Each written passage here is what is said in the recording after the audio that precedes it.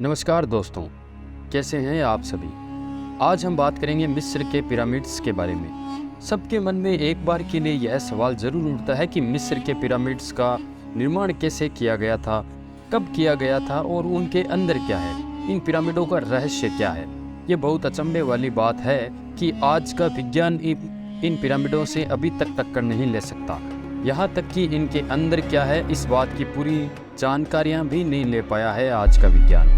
मतलब आप सोच सकते हैं कि उस वक्त के मिस्रवासी लोग कितने बुद्धिमान होते थे।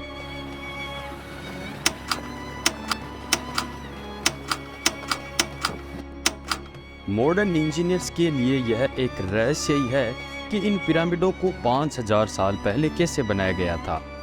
इसमें चौंकाने वाली बात नहीं है कि गिजा का ग्रेट पिरामिड प्राचीन दुनिया के 7 अद्भुतों 7 वंडर ऑफ एंशिएंट वर्ल्ड में से एक नहीं है। ये पिरामिड्स उनमें से सबसे पुराने भी हैं और प्राचीन दुनिया का एकमात्र अजूबा ग्रेट पिरामिड जो अभी भी 21वीं सदी में मौजूद है। अब सवाल ये है कि मिस्र के पिरामिडों का निर्माण कब हुआ। वैसे गिजा का पिरामिड जो उस समय के फेरो खुफू के लिए 2570 ईसा पूर्व में बनाया गया था, उस समय का पहला पिरामिड नहीं है, बल्कि पहला पिरामिड स्टेप पिरामिड है जो इससे लगभग 80 साल पहले बनाया गया था, जिसे जोसर जो मिस्र के पुराने साम्राज्य के तीसरे डायनेस्टी का फेरो था, जिसे टोसोर्थोस और सेसोर्थोस नामों से भी जाना जाता था, के लिए लगभग 2670 से 2650 ईसा पूर्व में बनाया गया था। यह पत्थर से बना सीढ़ीदार एक पिरामिड है जो कि 204 फीट ऊंचा था और 19 मंजिला बिल्डिंग्स जितना ऊंचा है, जो राजा जोसर के लिए बनाई गई उस समय की सबसे ऊंची इमारत थी। ये सिर्फ पिरामिड ही नहीं बल्कि इमारत में आंगन के साथ एक पूरा परिसर था। मिस्र के लोग पुनर्जन्म में विश्वास करते थे, इसलिए विशेषकर राजा अपनी मौत से पहले ये सुनिश्चित करना चाहते थे कि उनके पुनर्जन्म के बाद उनके पास सब कुछ हो।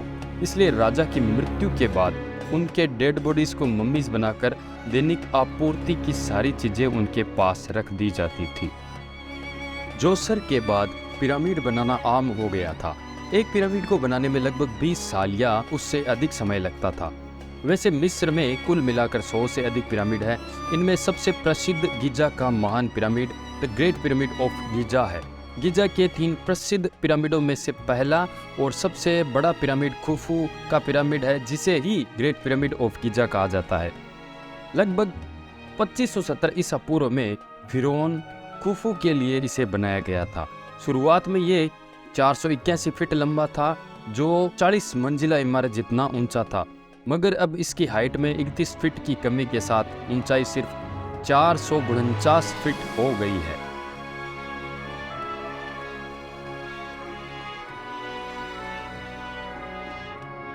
खुफू के पिरामिड में पत्थरों का इस्तेमाल इस तरह से किया गया था कि इसके अंदर का टेम्परेचर इक्वल और पृथ्वी के औसत तापमान 20 डिग्री सेल्सियस के बराबर रहता है। खुफू का ग्रेट पिरामिड स्फिंक्स की मूर्ति के साथ है। मूर्ति में एक शेर का शरीर और एक इंसानी सिर है, जिसे कुछ विशेष जगहों की सुरक्षा के लिए बनाया गया था। उस वक्त इसका रंग लाल था। इसके कानों के पास वैसे लाल रंग को अभी भी देखा जा सकता है और एक इसकी नाक भी थी, लेकिन कोई नहीं जानता कि स्फिंक्स की नाक कब गायब हो गई। शुरुआत में स्फिंक्स एक छिपा अंडरग्राउंड भाग था जो उसके कंधों तक रेत से ढका हुआ था। बाद में इसे 1800 के दशक में 160 लोगों की टीम ने बाहर निकाला था। दूसरा पिरामिड लगभग 2570 ईसा पूर्व खुफू के बेटे खाफरे के लिए बनाया गया था।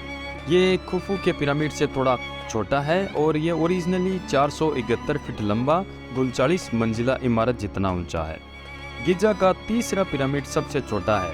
इसे लगभग 2490 ईसा पूर्व के आसपास खाफरी के बेटे मेनकोर के लिए बनाया गया था, जो 200 फीट लंबा और 20 मंजिला इमारत जितना ऊंचा है।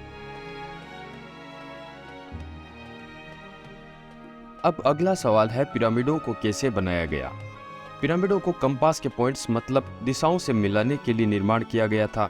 उस समय में कोई कंपास नहीं था, प्राचीन मिस्रवासी खुद दिशाओं का पता लगाते थे और पिरामिडों को एक ही सीधी लाइन में सेट करने के लिए उन्होंने 2 दिशाओं को सटीकता से यूज किया था।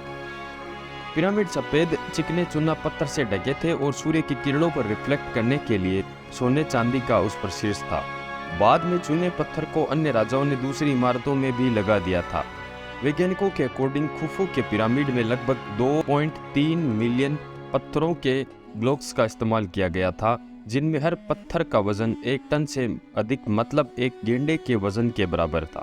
उनमें से कुछ पत्थरों का वजन तो लगभग 4 हाथियों के वजन के बराबर भी है। उस समय पिरामिडों का निर्माण करने के लिए आधुनिक मशीन नहीं थी, कोई पहिया या अन्य कोई धातु जैसे स्टील भी नहीं था।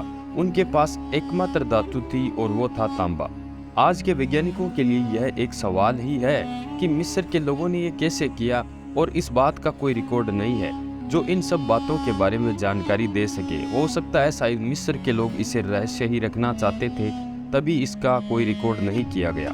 यकीनन उस वक्त के बिल्डर्स बहुत कुशल कारीगर होंगे, उन्हें समय पर भुगतान किया जाता होगा और उन्हें अच्छी तरह से खिलाया पिलाया जाता होगा।